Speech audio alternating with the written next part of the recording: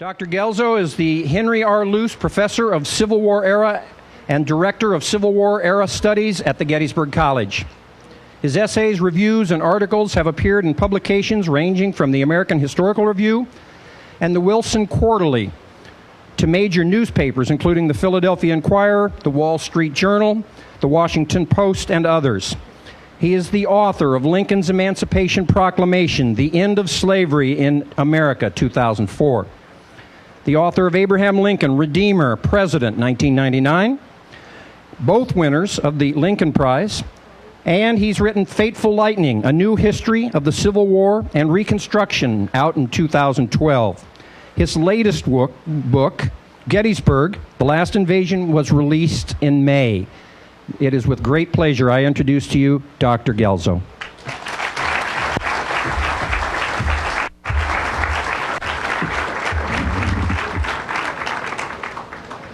I look out and see all of you here, and that just absolutely warms my heart. And it has nothing to do with the temperature of the afternoon. Because when I see so many people who are so interested in the history of this battle and this great event called the Civil War, that is the kind of thing that just gives me courage.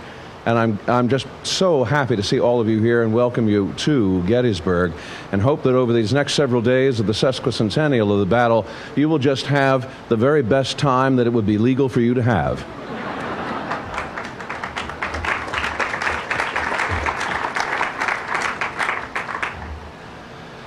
When Major General George Gordon Meade died suddenly of heart failure in the fall of 1872, the Philadelphia Inquirer predicted that Meade's name will be a household word until the longest time shall last. Meade's hometown newspaper then took two steps back from that prophecy by relegating its coverage of Meade's funeral to page 2. Allowing a city fire in Boston to crowd the funeral off the front page. That, in one gesture, captures a great deal of the unhappy legacy of George G. Meade. At Gettysburg, Meade emerged from military obscurity as a corps commander in the Army of the Potomac to become the commanding general who won the climactic battle of the Civil War. He then proceeded to slide backwards toward the direction of obscurity, to the point where, even though he retained titular command of the Army of the Potomac, Ulysses S. Grant seemed not even to have thought to have invited him to the surrender ceremonies of the Army of Northern Virginia 21 months after Gettysburg.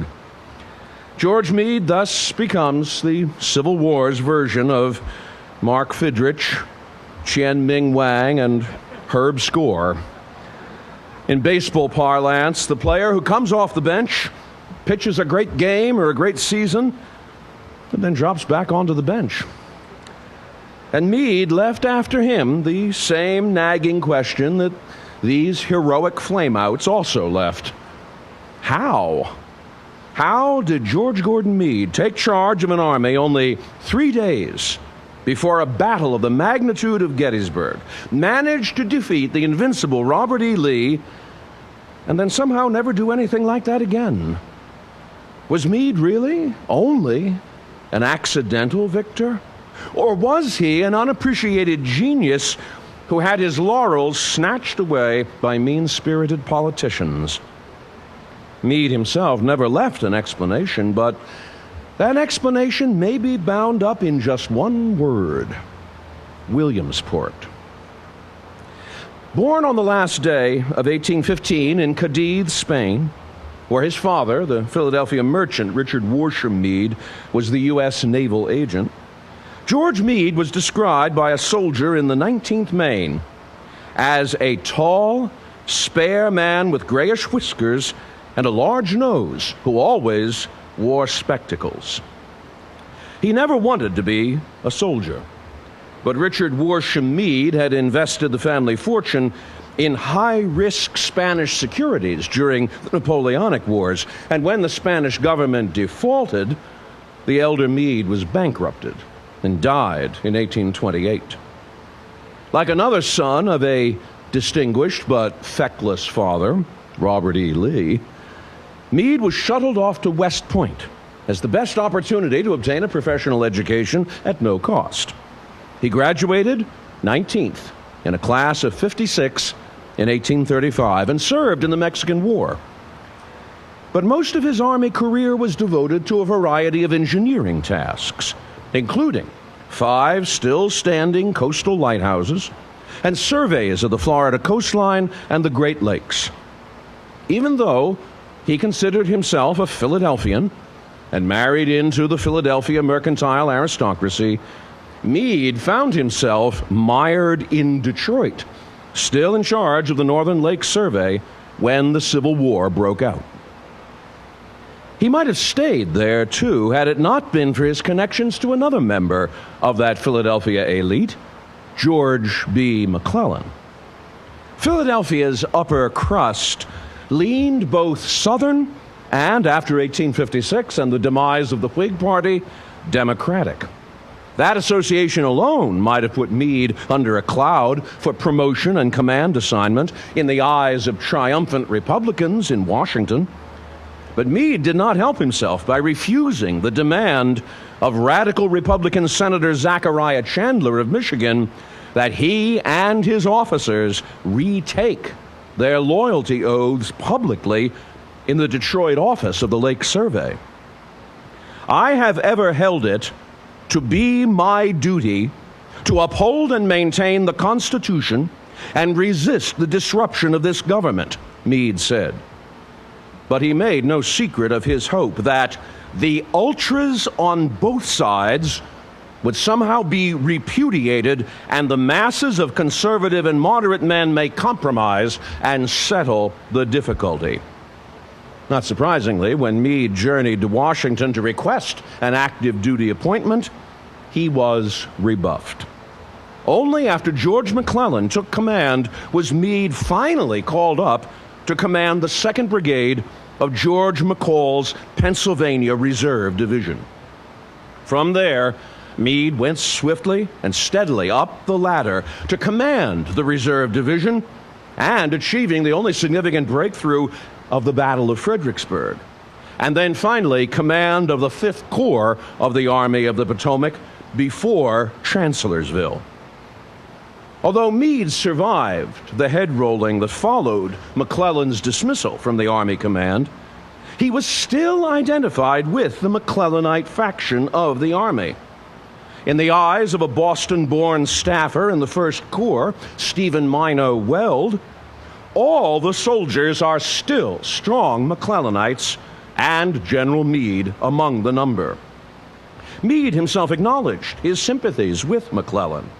It was due to him, McClellan, and almost entirely to him, Meade said, that he was wearing a general's stars at all, and Meade placed great confidence personally in McClellan. But at the same time, Meade did not mind criticizing McClellan's timidity. I am tired of playing at this war without risks, he complained. We must encounter risks if we fight, and we cannot carry on war without fighting.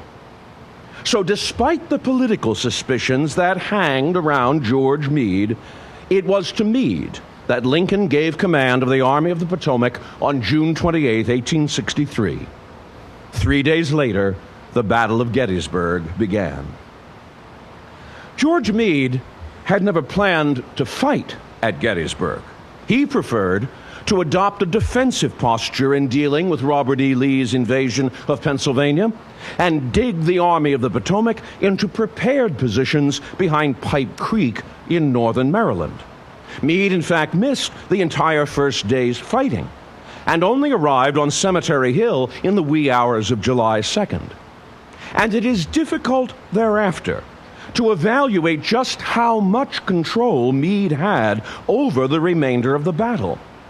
He failed to anticipate the great Confederate flank attack of July 2nd, and even ignored warnings of its imminent arrival because those warnings came from a Corps commander whom he despised, Dan Sickles. Nor, on July 3rd, according to John Cleveland Robinson, did Meade correctly anticipate Pickett's charge, predicting instead that the Confederates would attack Cemetery Hill from the north, through the town of Gettysburg. But the darkest cloud which hung over Meade's management at Gettysburg were the two councils of war he called on July 2nd and July 4th. It was proverbial in the 19th century that councils of war were indications of failure of nerve. Horatio Nelson was famous for remarking that if a man consults whether he is to fight when he has the power in his own hands, it is certain that his opinion is against fighting. However, what really began to raise questions about George Meade was not his oversight of the Battle of Gettysburg, but what he proceeded to do or not do afterward. Winfield Scott Hancock, even before the shooting had stopped on July 3rd, pleaded with Meade that nothing is wanting in the victory they had won, but to make it decisive, which Meade could easily do, said Hancock, if the 6th and 5th Corps are pressed up. But Meade had only the 6th Corps as his reserve, and only the Pennsylvania reserves from the 5th Corps in any kind of useful shape. And though Meade ordered the reserves to clear the woods in front of Little Round Top, Governor Warren admitted that the demonstrations in front of our line were very feebly made. The council of war Meade called on the rain-soaked evening of July 4th lowered expectations still further. It was clear that the rebels were evacuating Gettysburg, but, said Warren, there was a tone amongst most of the prominent officers that we had quite saved the country for the time and that we had done enough, that we might jeopardy all that we had won by trying to do too much. It was agreed that General John Sedgwick should be sent with his corps to find out where the rebels were headed. But Sedgwick played a very slow game of catch-up, moving only 6 miles over the next 2 days until contacting the Confederate rear guard outside Fairfield.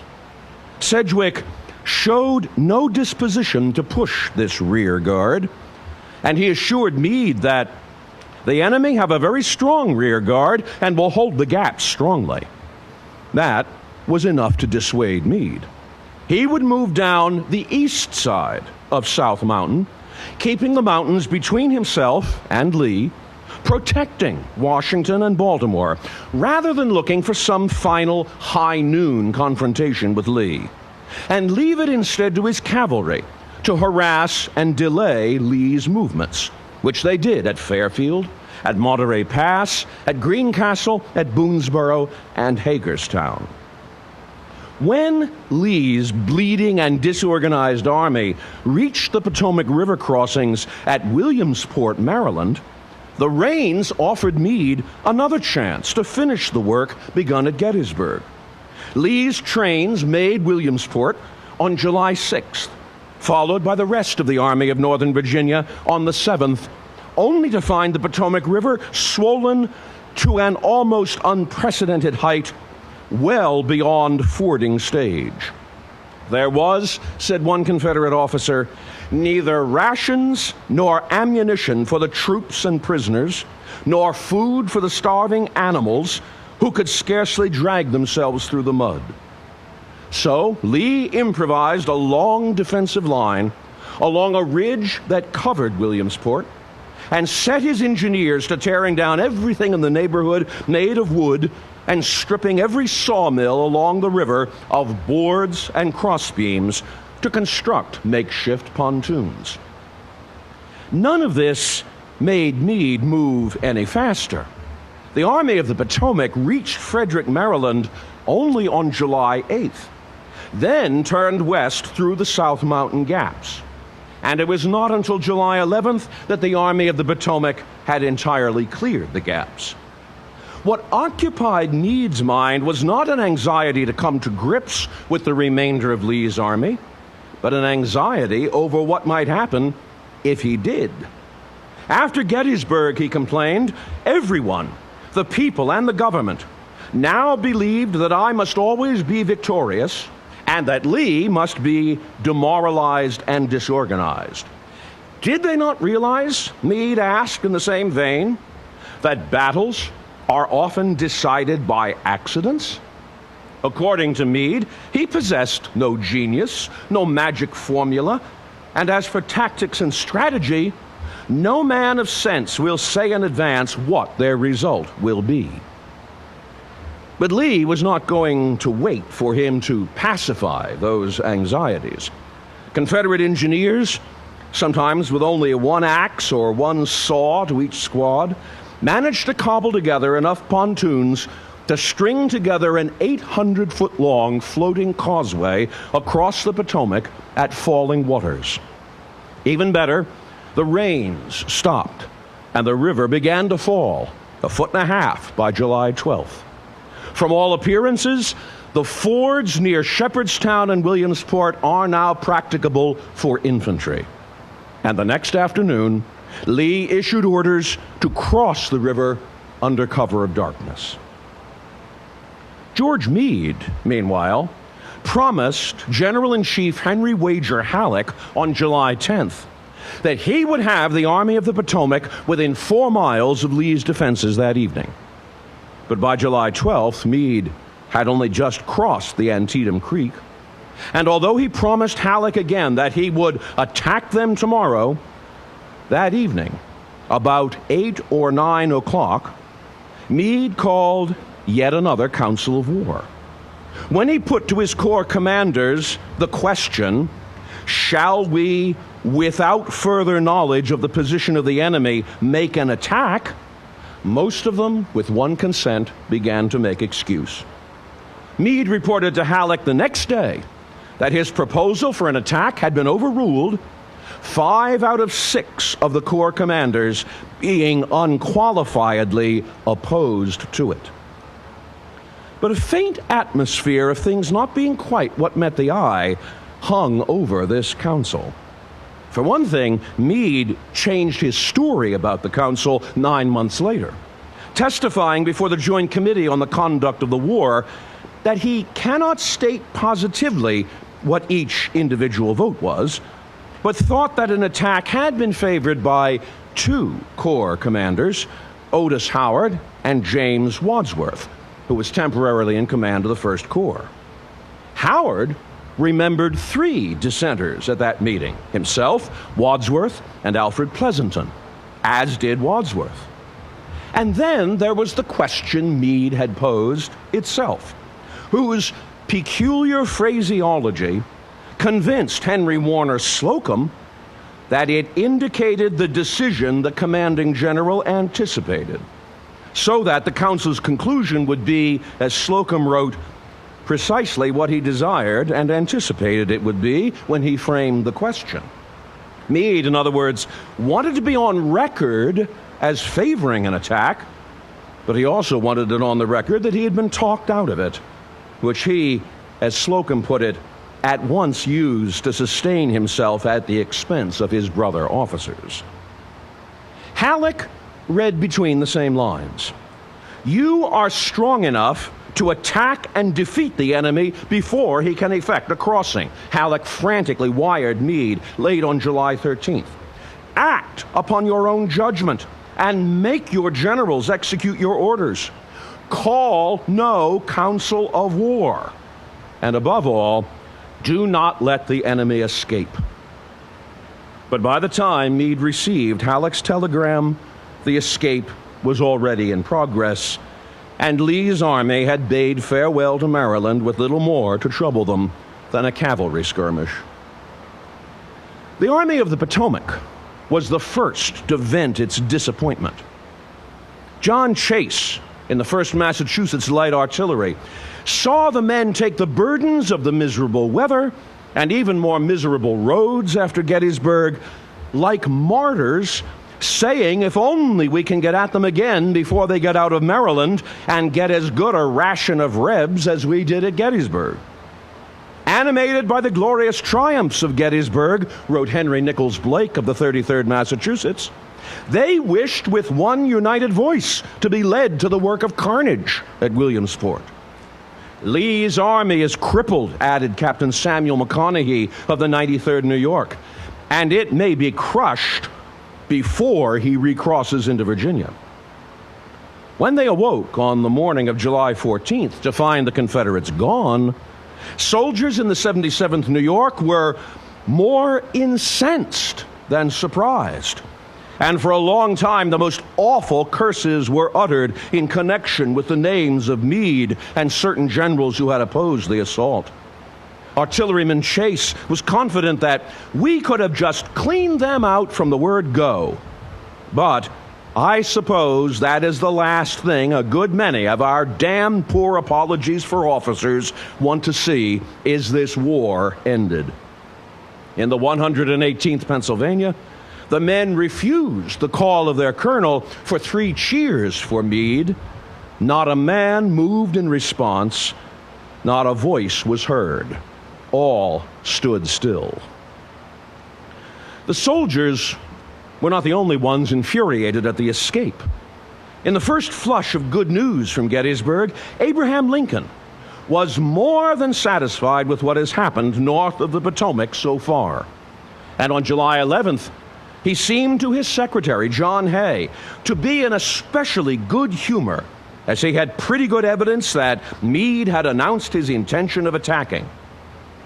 But it did not take long before Lincoln's anxieties began to rise. And by July 13th, Lincoln's worries had reached the same crest as the Potomac. No one has yet heard of Meade's expected attack.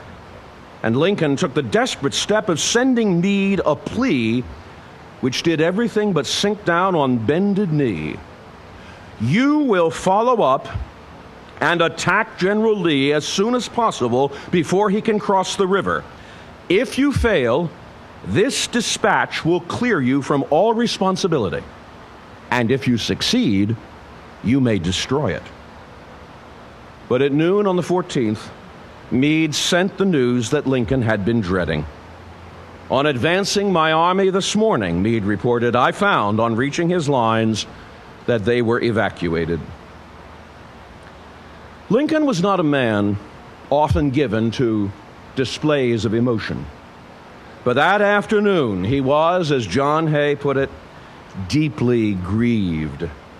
Lincoln's son, Robert, was home from Harvard and walked into his father's office to find him in much distress, his head leaning upon the desk in front of him. And when he raised his head, there were evidences of tears upon his face. We had them in our grasp, Lincoln wailed. We had only to stretch forth our hands, and they were ours. When Lincoln encountered Gideon Welles, his Secretary of the Navy, on the lawn between the War and Navy Department buildings, Lincoln's mind was already turning toward the possibility that Meade and all had some McClellan-like plot up their sleeves. He said, with a voice and countenance which I shall never forget, that he had dreaded yet expected this.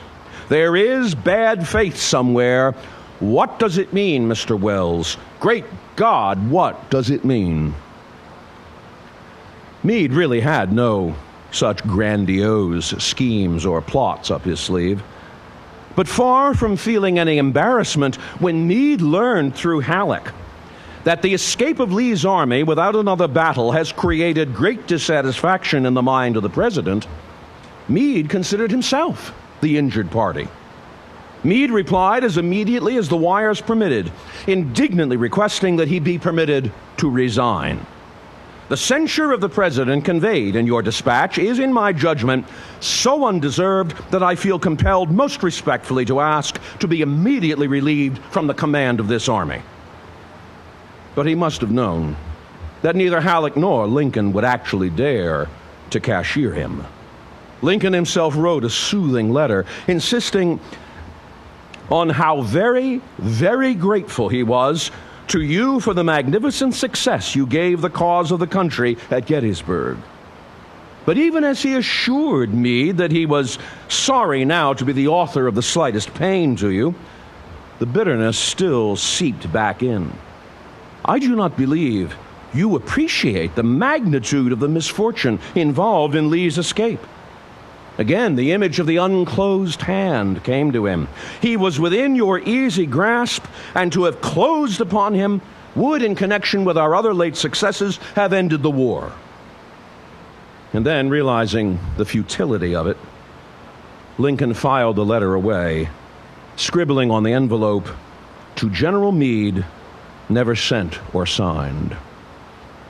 George Meade, for his part, never saw the slightest fault in himself. "This is exactly what I expected," he wrote to his wife. "Unless I did impracticable things, fault would be found with me." But there was, as far as Meade was concerned, no need for the Meade family to hang their heads. He had dodged both disgrace and disaster, which was more than his own father had done. Now, there must have been at least one small part of George Gordon Meade which would actually have welcomed dismissal at that moment so that he could preserve his Gettysburg laurels intact for the rest of his life. McClellan himself put his imprimatur on Meade's decision by assuring Meade that "You have done all that could be done, and the Army of the Potomac has supported you nobly. I feel very proud of you and my old army."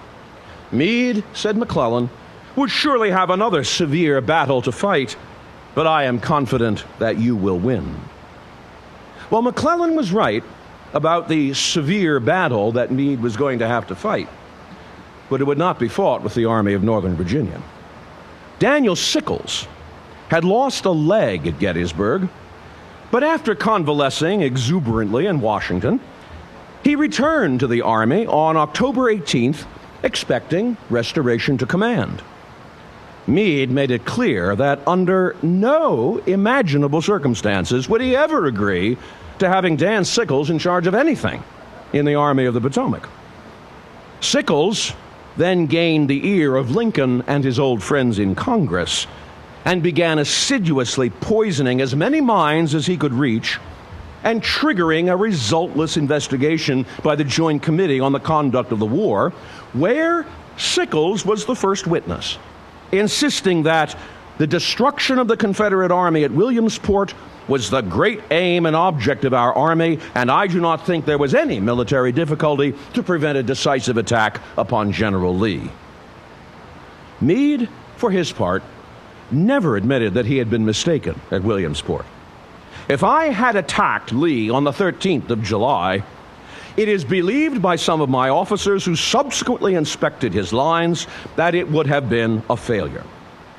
Although he protested that he was nothing of a copperhead, he never shook off the suspicions that he had been in correspondence with McClellan all through the campaign. Privately, Meade continued to hope that Lincoln would make terms of some kind or other with the South. And in January 1865, when Confederate commissioners headed by Alexander Stephens came through the Union lines to hold one last-minute round of negotiations with Lincoln at Hampton Roads, Meade met them and talked very freely with them, offering them talking points to be used in the negotiations. "I told them very plainly what I thought was the basis on which the people of the North would be glad to have peace," which might have not been all that unusual, apart from being offered by a major general of the Union Army. What was needed, Meade claimed, was simply the emphatic restoration of the Union. As for slavery, dealing with this was, Meade said, not insurmountable. And as though he had never heard of the Emancipation Proclamation, Meade assured the Confederate commissioners that he thought some system could be found accommodating both interests, which would not be as obnoxious as slavery. George Meade has had his admirers over the years, but much of the admiration is dutiful rather than enthusiastic. Partly this is because Meade was a difficult and prickly man by temperament, for which the newspapers of the day gave him no mercy. Partly this is because his behavior at Gettysburg was almost entirely reactive, a matter of responding to critical situations as they were thrust upon him. He could, in that respect, have well taken the advice he ladled out to other generals. We must encounter risks if we fight, and we cannot carry on war without fighting. In his defense, it has to be said that he began the Battle of Gettysburg after only 3 days in top command, with staff he didn't know and didn't have time to replace, on a battlefield he hadn't chosen and wasn't even noddingly familiar with. And Lee's army at Williamsport, despite its heavy losses and its drooping morale, might have turned on Meade like a badger in a barrel. And Gettysburg, even if Meade failed to destroy the Army of Northern Virginia there, Meade still presided over a battle which brought the Northern will to win back from the political abyss. So on those terms, we honor George Meade. But these defenses are defenses which qualify Meade's actions rather than explaining them. Few people in the Army of Northern Virginia believed that they could have withstood a Federal attack at Williamsport. If so, Meade might have made Gettysburg the final rather than the decisive campaign of the Civil War. But George Gordon Meade lacked the killer instinct, partly from a temperament forged in the dread of failure, and partly from a political mindset which, like George McClellan, induced him to pull his punches and mistrust an administration with which he was out of sympathy. He won the single greatest game of his career, but like other single victory generals, such as Don Carlos Buell and William S. Rosecrans, he did not do more than that. And you do not make the Hall of Fame with a record of 1-0. Thank you very much.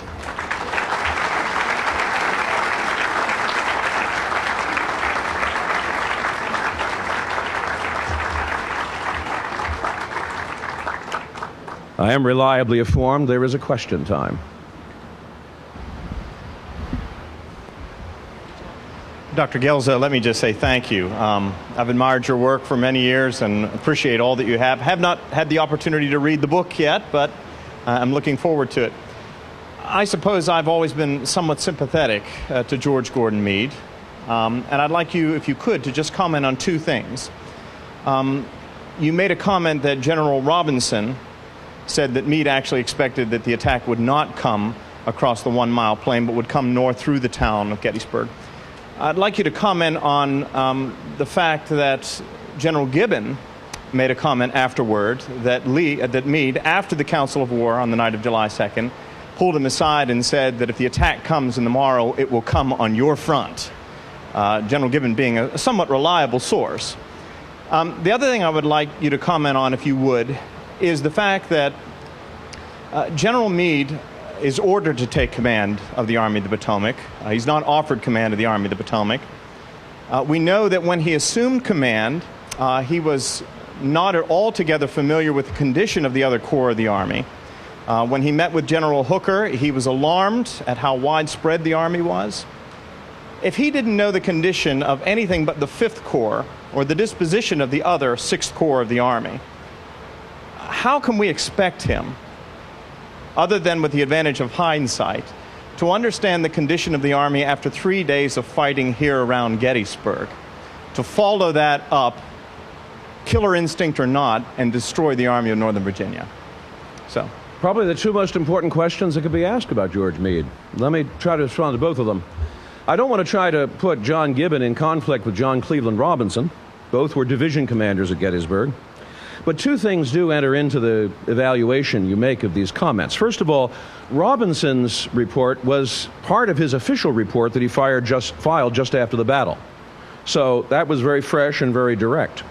Gibbon's comment does not appear until 1930, when Gibbon's personal recollections are finally published. So there is a question of time and how much of a time gap you permit to operate on how well people are remembering things. Bear in mind, too, that Gibbon was probably the most ultra-McClellanite officer in the Army. In fact, was so much so that he was regarded as being actually pro-slavery. The other thing that enters into this, too, is that if, in fact, Meade did say to Gibbon that tomorrow's attack will come on your front. Why then did Meade not do anything to reinforce that front?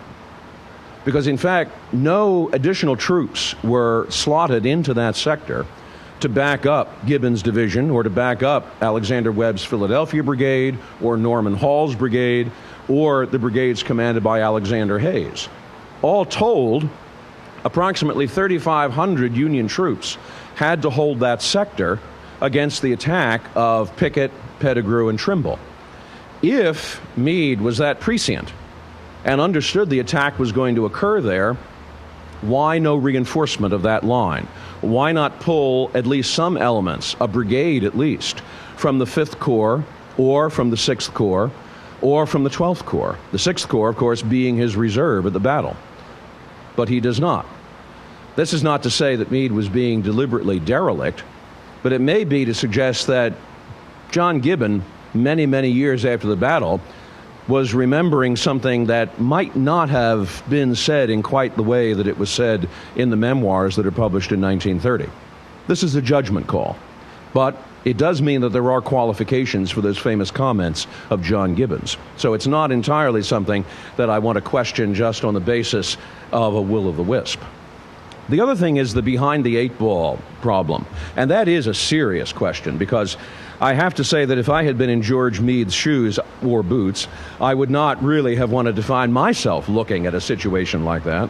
An army scattered across the countryside with an invasion of Pennsylvania en route.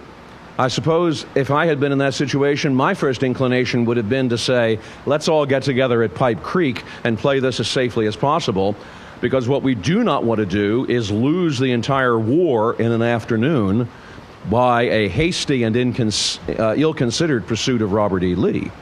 My sympathies in that respect are fully as much as yours with George Meade. It was a tough row to hoe. On the other hand, I do remember this, that after the catastrophe at Second Bull Run, George McClellan was thrown right back into command of the Northern Army. In this case, he not only had to reorganize a beaten army, but he also had to blend together elements of his own Army of the Potomac, along with not very easily assimilable elements of John Pope's Army of Virginia. He managed to do all of that in less than 7 days. He achieved one of the greatest, the fastest reorganizations of the Army, put it back on its feet, restored its morale, chased Robert E. Lee, fought a successful battle at South Mountain. Well, maybe George McClellan was the only person who could have done something like that. But it does suggest that, yes, Meade was behind the 8-ball. He had tremendous tasks in front of him, but they were not entirely unconquerable. And other commanders had done things similar to that as the necessity was pressed upon them. What perhaps this suggests is not that George Meade was pressing a situation or facing a situation that no one could have faced, but simply he was facing a situation which was a challenge to George Meade. And that's a very different thing from saying he ought to be given something of a free pass for looking at a tough situation. In war, you always get to look at tough situations. On Normandy, on the beaches of Normandy, the Allied forces were looking at tough situations, so much so that it really became up to non-coms and junior officers to take charge of situations and move the landing forces inland. It does require a certain temperament. It does require a certain attitude. And this is not to say that George Meade did not lack it, but it does say that George Meade preferred to exercise that as safely and as cautiously as he possibly could. Dr. Guelzo, can you please comment on General Howard's post-Gettysburg letter to Lincoln? Can I stop you a second? The fans in back of me are making a terrible racket, so if I cut my hand, I'm trying not to imitate the famous Texan Deef Smith. Could you comment on General Howard's post-Gettysburg letter to Lincoln supporting Meade? Otis Howard was a gentleman of the First Order, which in many respects was his undoing in the reputation of the Army.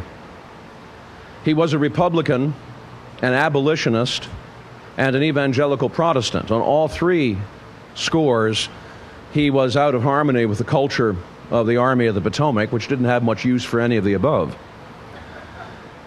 People hoped that Otis Howard could be enlisted in a crusade to attack and undermine George Meade, the chief partisan of course, that being Daniel Sickles. Howard refused, and I think it is a mark of his own character that he declined to be drawn into a campaign that would defame George Meade. To the contrary, he tried to say the kindest possible things about Meade. Now, we don't really have any record that Meade reciprocated about Otis Howard. And in fact, when the Army of the Potomac was called upon to send units westward in the fall of 1863, Howard and the 11th Corps were one of the two that were sent. I think it's significant, though, that Otis Howard, once he moves to the west, once he moves out of the environment of the Army of the Potomac, blossoms as a Corps commander. And when James McPherson, the protege of William Tecumseh Sherman, is killed at Atlanta, it is to Otis Howard that William Sherman turns and gives command of the Army of the Tennessee, McPherson's command, to Otis Howard. Sherman has wonderful things to say about Otis Howard in his memoirs.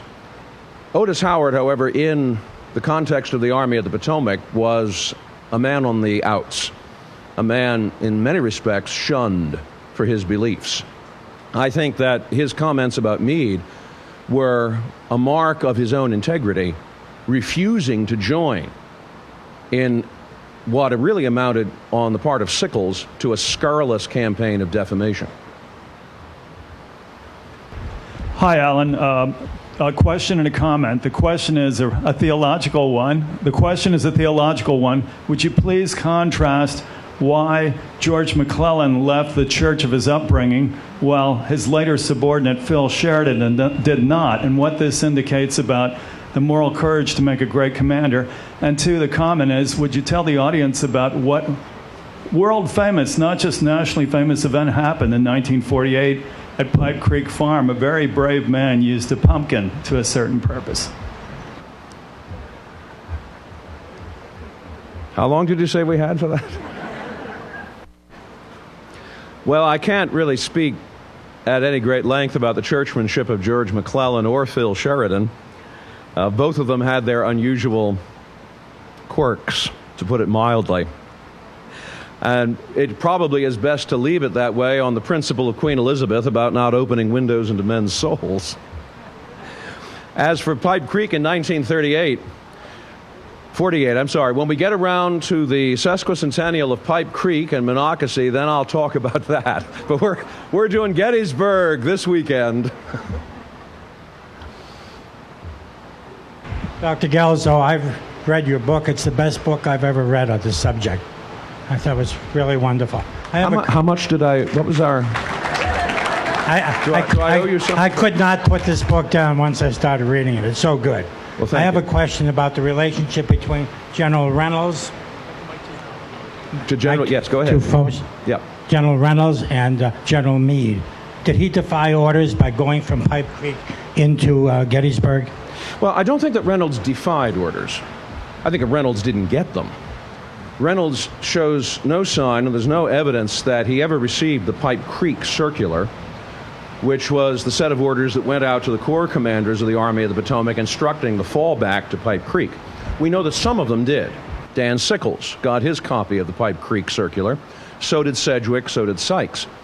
But for whatever reason, Reynolds gave no sign of ever having received it. And the evening before the battle, when he discusses the strategy he wants to employ for the coming day with Otis Howard at Moritz Tavern, neither Howard nor Reynolds make any reference to the Pipe Creek Circular. On the other hand, Reynolds was aware that Meade's mind had been gravitating toward the Pipe Creek fallback. When Reynolds arrives in Gettysburg, he does send, through Stephen Minot Weld, the verbal order, or rather the verbal report back to Meade. I am aware that it is not your desire to force a battle at this location. However, I'm going to act on my own discretion, and I'll barricade the streets and try to hold the Confederates off as much as possible. That's not exactly insubordination, but it is a sense of Reynolds knowing that he's doing something that Meade not necessarily wanted him to do, but which Reynolds was determined to do because, as Reynolds said to Abner Doubleday, he was concerned that Meade was going to pull the Army back to Pipe Creek, and that would allow Robert E. Lee and the Army of Northern Virginia to run rampant through south central Pennsylvania. Well, where is John Reynolds from? He's from Lancaster. That's his home turf. And he was determined, according to Joseph Rosengarten, one of Reynolds' staffers, he was really eager, said Rosengarten, to get at the enemy. He was really eager to trigger an action. So I don't think it's a case where Reynolds simply takes the bit in his mouth and gallops away with Meade shouting, don't, don't, don't.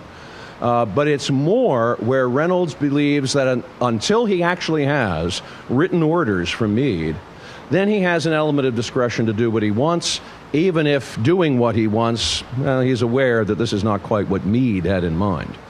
That, I think, is the context of what happens. That's a lot more slippery and takes a lot more words to explain than to say simply, well, he did it for that reason.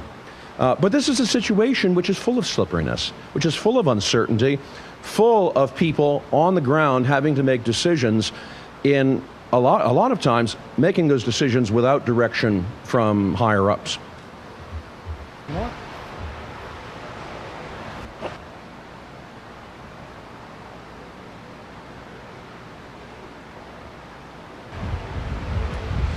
If there had been a battle at Williamsport, when you think about what each side could have brought in terms of men, of arms, of the health of those men, and the lay of the land, what would your guess be as to what the outcome might have been? I can't even begin to guess. I mean, understand that not only the Army of Northern Virginia, but the Army of the Potomac had been pretty well shellacked at Gettysburg, too. These were two armies which had been battered beyond recognition. I mean, it was not just that each army had lost anywhere between a quarter and a third of its strength as casualties, but among those casualties were the infrastructure of the command infrastructure of both armies. I mean, you've taken out colonels, generals, regimental officers at various levels, company commanders. That's like removing the spinal cord of the Army, because then you have really no way for the Army to communicate with its various parts. I mean, in the Army of Northern Virginia, of the 52 generals that Lee brings to Gettysburg, fully a third of them are casualties. So both of these armies have suffered this way. Both of them were in relatively bad shape. So it is next to impossible to predict with any kind of accuracy what might have happened. It could have been that the Army of the Potomac would have rolled over Lee's defensive position, and then that would have been the end of things right there. And if you take out the Army of Northern Virginia, you have, for all practical purposes, destroyed half of the military strength of the Confederacy and really brought things to a point where the Confederacy has to consider the option of surrender. On the other hand, perhaps an overeager federal attack would itself have been repulsed, and as I said a few minutes ago, Lee's army might have turned and fought like a badger in a barrel. That could have happened as well. I think the point that impresses itself the most upon me is that Meade did not try. He did not try, and he did not try despite the opinion of a number of his subordinates, despite the direction that he's given by his commander-in-chief. When President Lincoln says to Meade, sends the message to Meade, it says, attack. If it fails, I'll take responsibility. If it succeeds, you get to burn the message and you get all the credit. I think at the end of the day, George Meade really didn't believe that. George Meade had to look at a history of commanders of the Army of the Potomac, and especially those who were identified with George McClellan. And he had to believe, because he had more than enough reason to believe, that if he succeeded in an attack at Williamsport, he'd get no credit for it. Whereas if he failed, his head would be on a pike, along with the heads of a number of his predecessors, including McClellan, including Fitz John Porter, including Charles Stone. So Meade has to sit there at Williamsport and weigh this message from Lincoln and say, well, that's what Lincoln says now, but is that really going to be the case if I do attack and there is a catastrophe? So taken all together, it's impossible. It's beyond the ken of a historian to be able to say what might have likely resulted from Williamsport. At that point, almost anything could have happened. But what does come back to me is that Meade did not try. And he felt he had reason for that. But at the end of the day, he did not try. Did not try is what is inscribed on the tombstones of many a failed commander.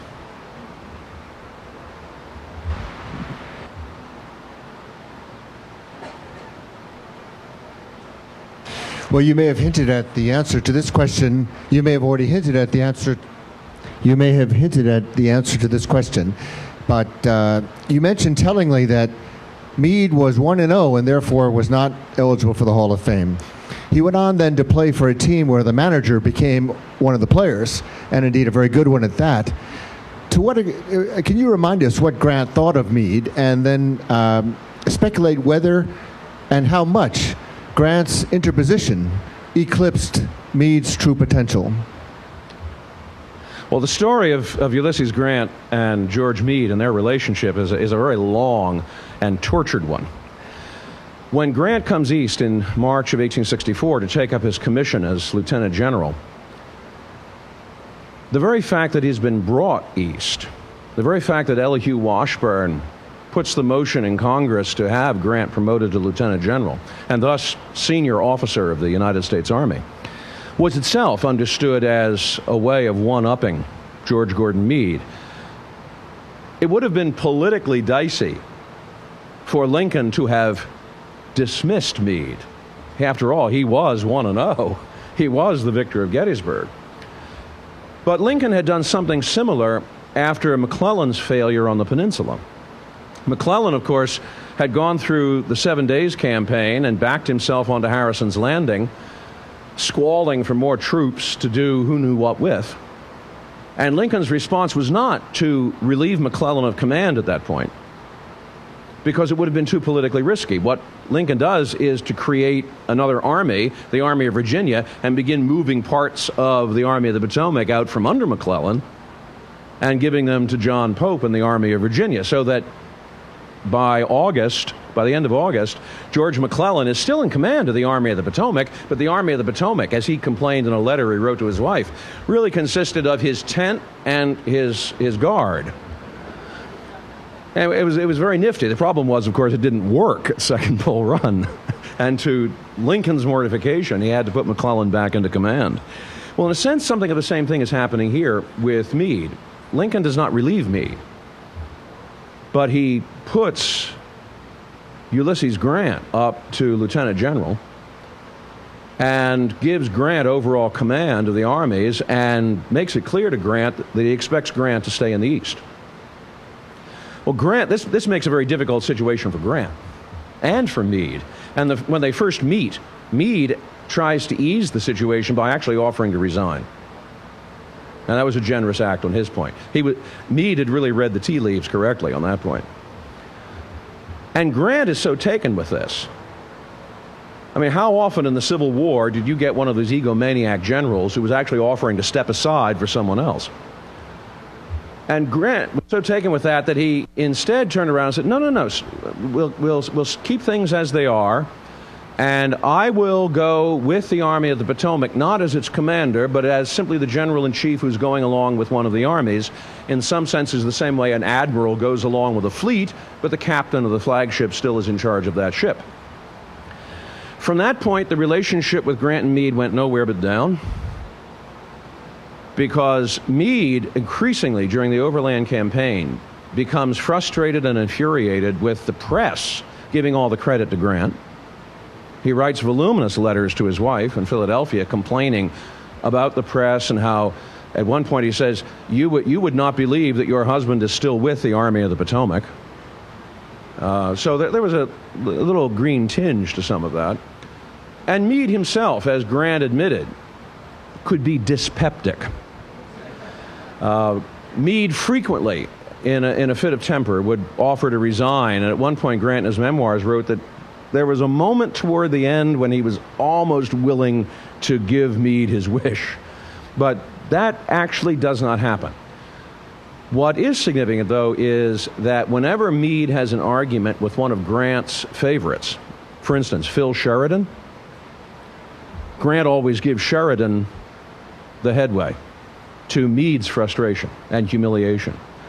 And as I said at the very beginning of this, what is peculiar in my mind is that at Appomattox, when Grant comes to meet with Lee and receive the surrender of the Army of Northern Virginia, he has Sheridan with him, he has EOC Ord with him, he has a number of other figures from his staff with him. The one person who never really seems to have gotten the call to come and attend the surrender in the McLean house is George Gordon Meade. And that is a little bit like the dog in the night that didn't bark. It was a thing which didn't happen, which was significant for not having happened. So I think that relationship got very, very dicey in 1864 and 1865. All right, how are we doing? Okay.